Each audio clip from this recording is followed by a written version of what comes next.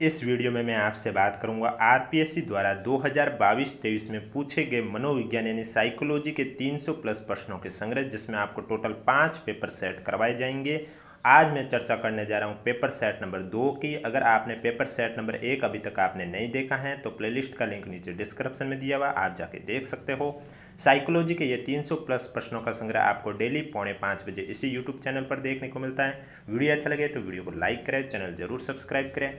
इसके बाद 7 PM पर आपको डेली राजस्थान जीके के क्वेश्चन आरपीएससी द्वारा पूछे गए प्रश्नों का संग्रह देखने को मिलता है।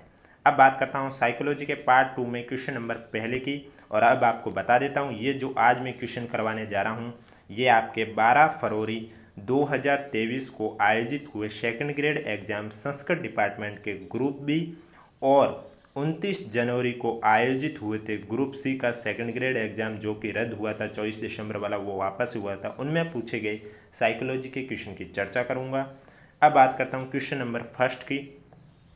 पहला क्वेश्चन है जो कि आपके सेकंड ग्रेड फरवरी में हुआ था संस्कृत डिपार्टमेंट का ग्रुप बी में, उसमें पूछे गए साइकोलॉजी के क्वेश्चन की पहले चर्चा करता हूँ।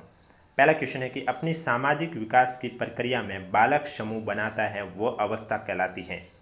किशोरावस्था, प्रौढ़ावस्था, बाल्यावस्था, शैशवावस्था।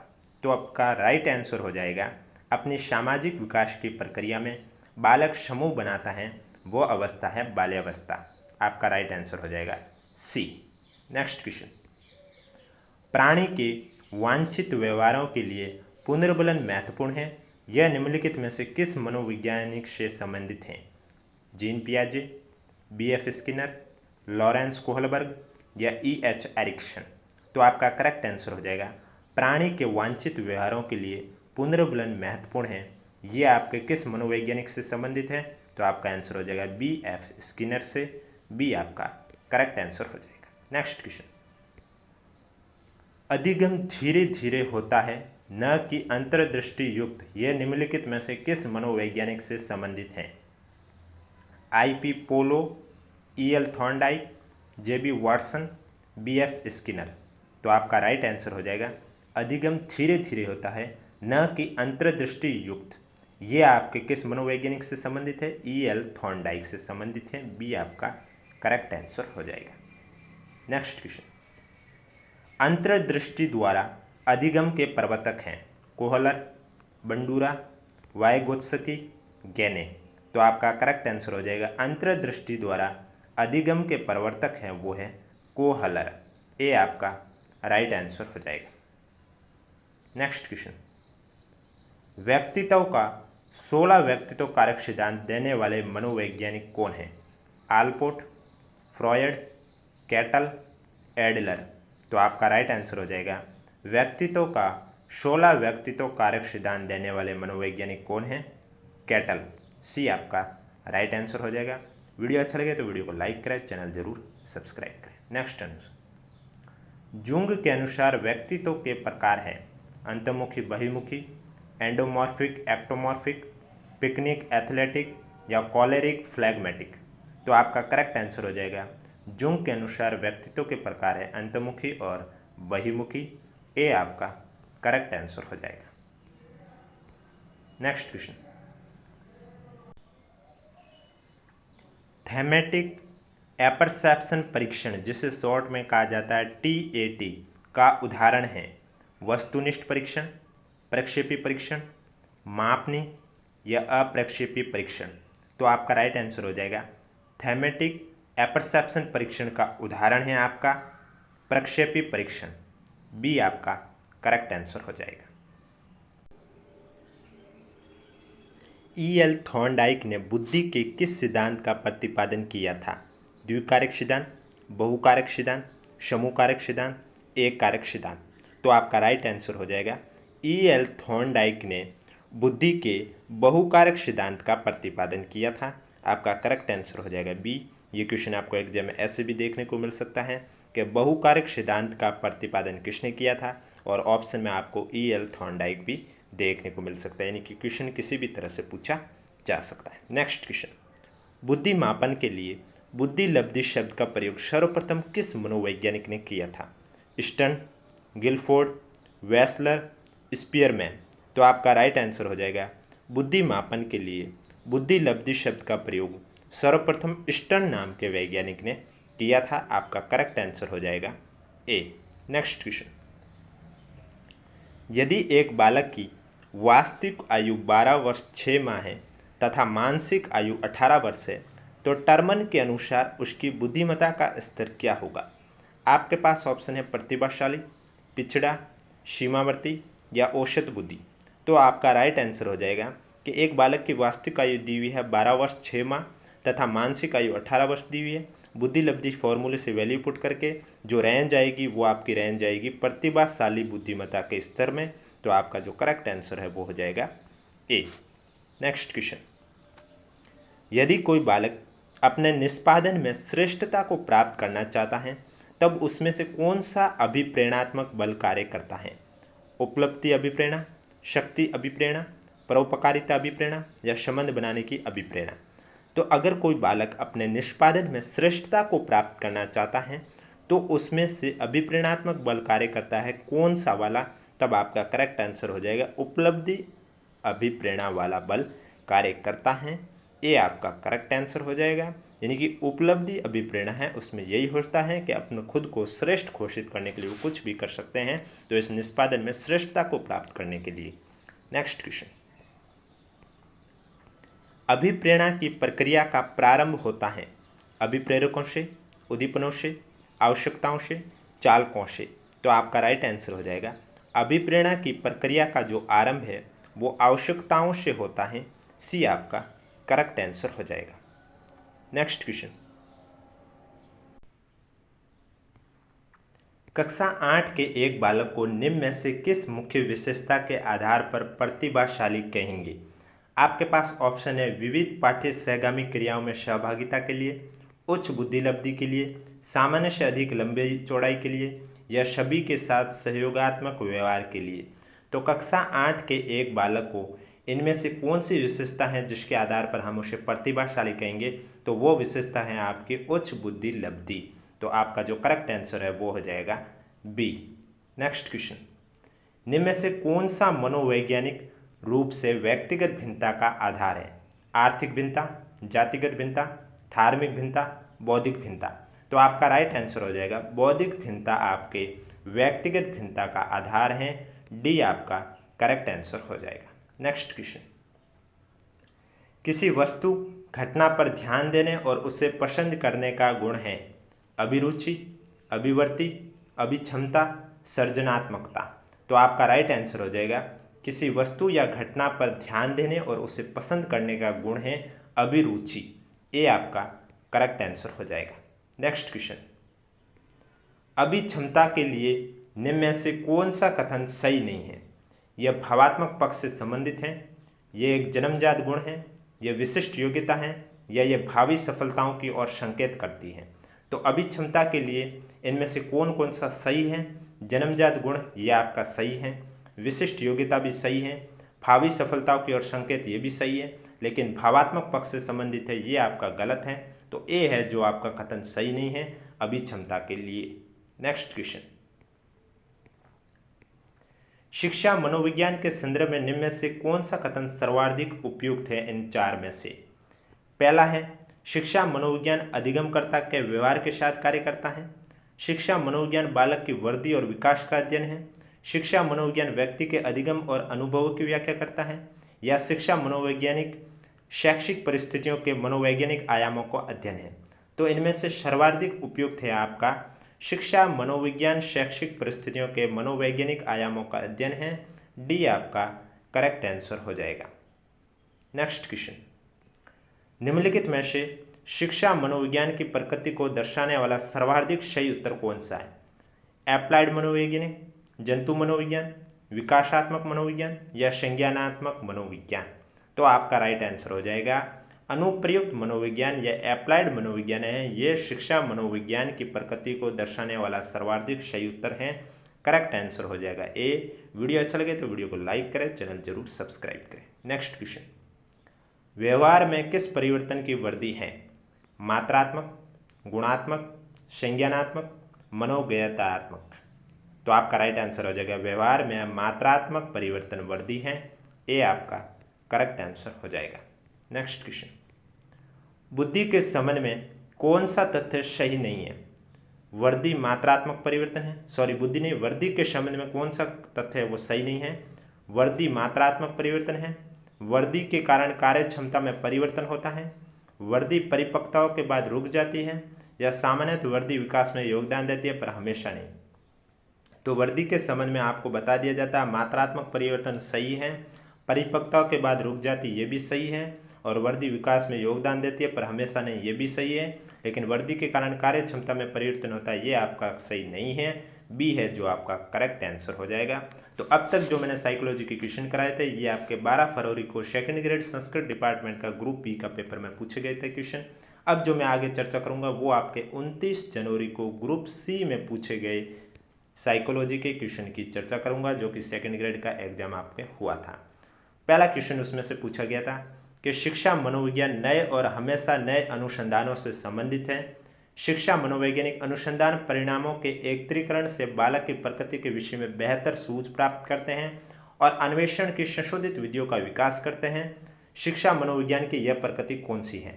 धनात्मक विज्ञान, नियामक विज्ञान, विकासशील विज्ञान या सामाजिक विज्ञान? तो इसमें आपका करेक्ट आंसर हो जाएगा कि विकासशील विज्ञान है, उसी में आपके शिक्षा मनोविज्ञान नए और हमेशा नए अनुसंधानों से संबंधित होती है। शिक्षा मनोवैज्ञानिक अनुसंधान परिणामों के एकत्रीकरण से बालक की प्रकृति के विषय में बेहतर सूझ प्राप्त करते हैं और अन्वेषण की संशोधित विधियों का विकास करते हैं। तो आपका जो करेक्ट आंसर है वो हो जाएगा सी। नेक्स्ट क्वेश्चन, समप्रत्यय निर्माण शिक्षा मनोविज्ञान क्षेत्र के किस घटक से संबंधित है? अधिगमकर्ता से, सीखने की प्रक्रिया से, अध्यापक से, सीखने के वातावरण से?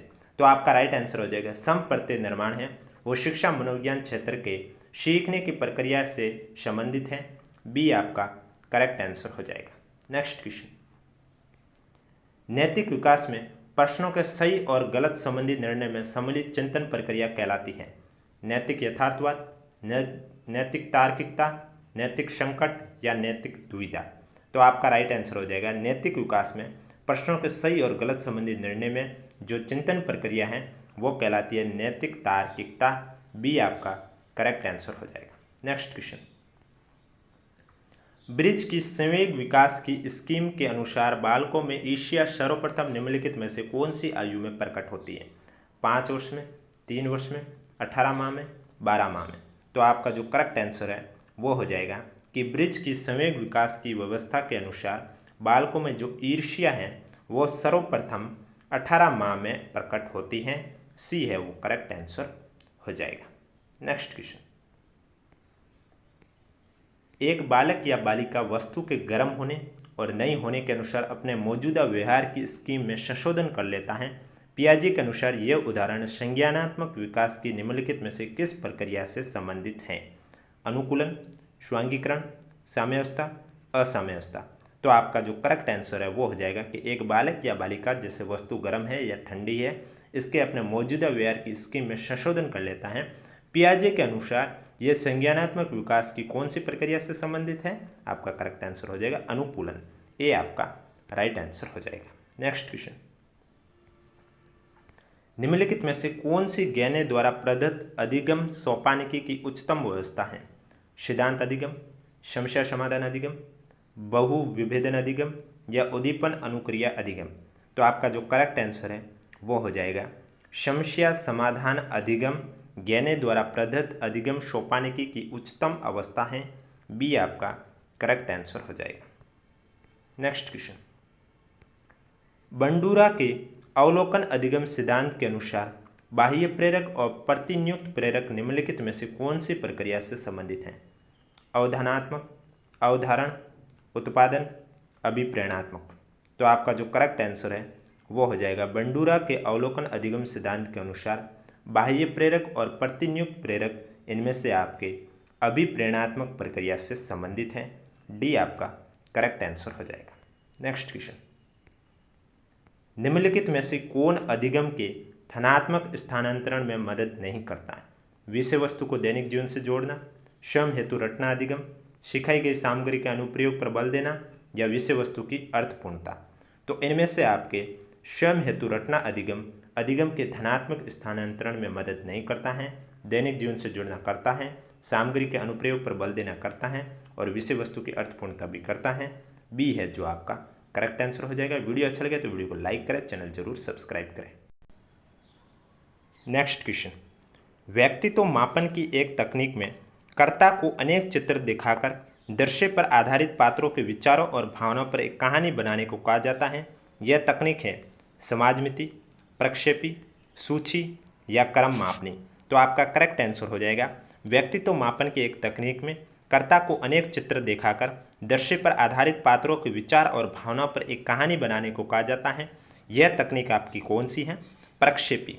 बी है जो आपका करेक्ट आंसर हो जाएगा। नेक्स्ट क्वेश्चन, एक व्यक्ति चिकित्सक बनना चाहता है लेकिन अपर्याप्त क्षमता से अवरुद्ध है, इसलिए उसने प्रयोगशाला तकनीशियन बनना चुना है।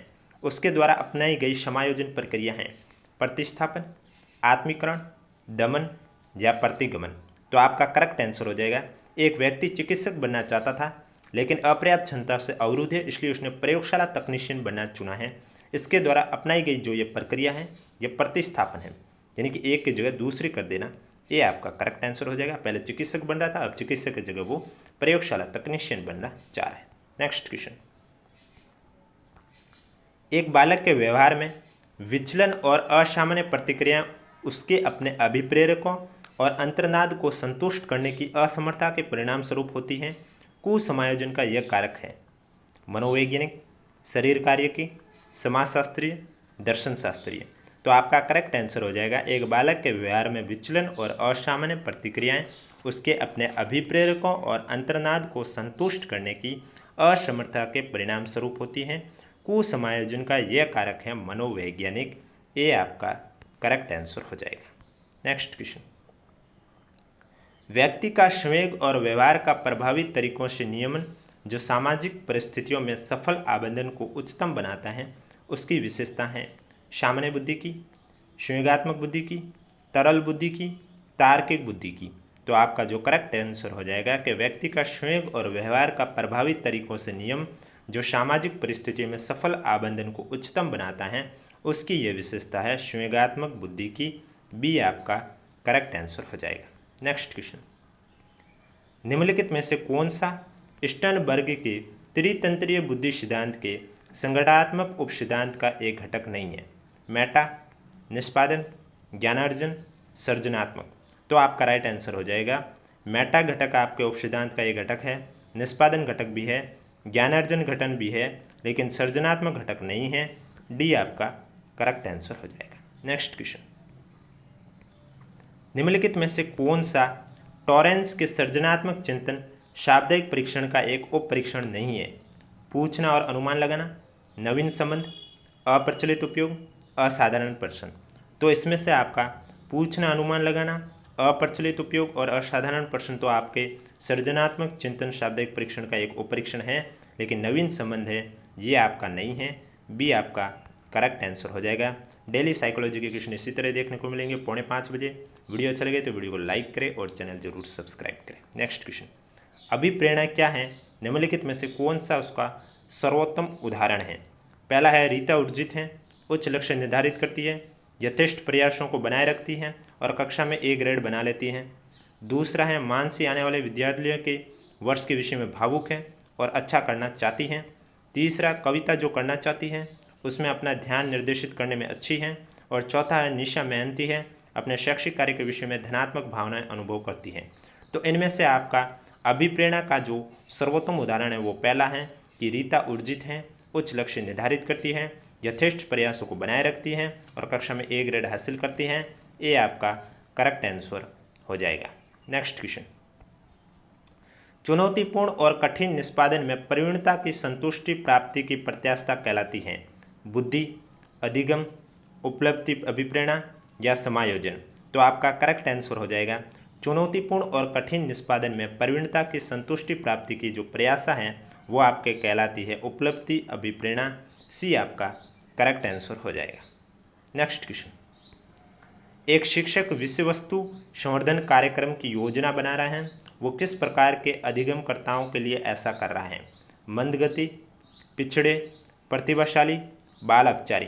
तो आपका करेक्ट आंसर हो जाएगा एक शिक्षक विषय वस्तु संवर्धन कार्यक्रम की योजना बना रहे हैं, वह ये प्रतिभाशाली अधिगमकर्ताओं के लिए ऐसा कर रहे हैं। सी आपका करेक्ट आंसर हो जाएगा। नेक्स्ट क्वेश्चन, किस उपचारात्मक प्रविधि के अंतर्गत मनोचिकित्सा और परामर्श द्वारा अपराधी बालक में सूझ और समझ उत्पन्न करके अपराधी व्यवहारों को कम करने का प्रयत्न किया जाता है? व्यवहारात्मक, मनोगतिक, पुनर्वास या फिर न्यायिक? तो इसका जो आपका करेक्ट आंसर हो जाएगा वो हो जाएगा आपके मनोगतिक के द्वारा, मनोचिकित्सा और परामर्श द्वारा अपराधी बालक में सूझ और समझ उत्पन्न करके अपराधी व्यवहारों को कम करने का प्रयत्न किया जाता है। बी आपका करेक्ट आंसर हो जाएगा। नेक्स्ट क्वेश्चन, शव यानी कि आत्म के स्वतंत्र दृष्टिकोण की सर्वोत्तम परिभाषा का चयन कीजिए। पहला है कि शव को स्वयं के आंतरिक विचारों, भावनाओं और क्रियाओं के रूप में परिभाषित करना। दूसरा है शव को अपने संबंधों को दूसरे व्यक्तियों के साथ के रूप में परिभाषित करना। तीसरा, वह जो नृत्य और समूह खेलों जैसी गतिविधियों का आनंद लेता है। और चौथा, वह जो कविता को पढ़ने और लिखने जैसी गतिविधियों का आनंद लेता है।